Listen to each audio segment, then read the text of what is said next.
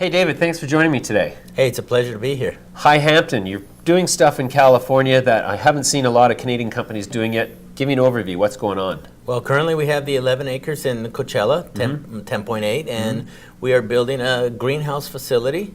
It's going to be comprised out of 8 different greenhouses of 22,000 square feet. Wow. And we're going to have a total of 185,000 square feet for greenhouse and about 60,000 for support. Wow. Admin and extraction, processing, packaging, labeling, distribution as well. So that's going to be one of the larger operations in California at this point.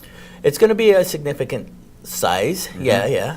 Great. So is there any sort of fallout from Jeff Sessions rescinding the Cole memo in terms of growing marijuana in California? Personally, I don't think so. I think what has happened is just created a lot of noise, and that noise has translated to confusion. And people from the outside, like Canadians, initially started kind of stepping back just to see what was going to happen. But, you know, to be perfectly honest with you, we have over 25 different bills that are being introduced at the federal level. And those 25 bills, now it's an indication that the conversations are happening. Right? On the federal level. On the federal level. Now, whether something happens on the congressional side or movement happens at this point in time, I don't think we're not going to see anything anytime soon. I think that the status quo is going to remain the same on both sides, on the Department of Justice as well as at the congressional level. Okay. Things move a lot slower when you deal at the federal level. Sure. So, but for now, at the state level, it's full steam ahead. Yes, it's full steam ahead. Right now we have the emergency regulations that are in play. Those are coming around the corner. They're going to expire, and we're going to roll out the permanent regulations at the state level.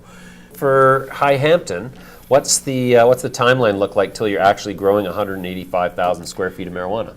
Well, our goal is to be up and running by the end of the first quarter of 2019. Okay. Yeah, that to be fully operational.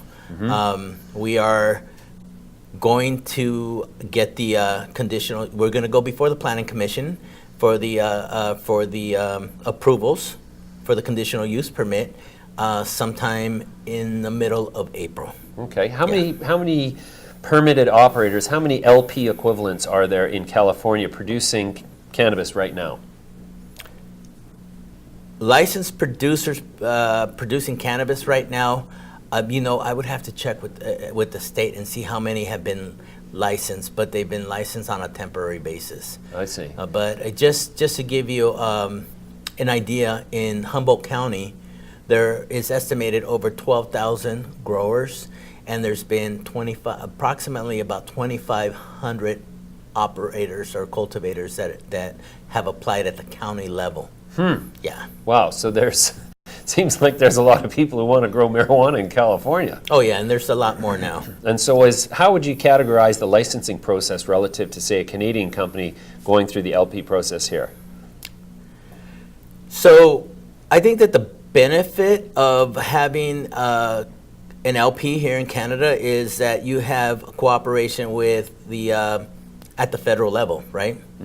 And so, but I've noticed that some of the security features have been laxed a little bit because they were very over the top here, and I think it's starting to normalize, right? And this conversations on recreationals are starting to happen. They're starting to move forward with it.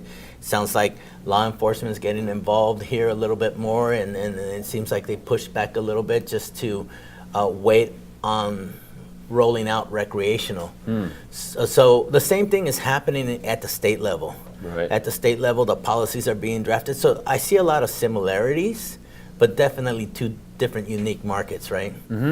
Okay, so at this point, is it safe to say that in the United States, because of the federal prohibition, that the financing of state-level cannabis operations is sort of the exclusive bailiwick of Canadian investors and investment banks because there's hesitation to deploy capital into that on the large scale that the U.S. would be capable of otherwise?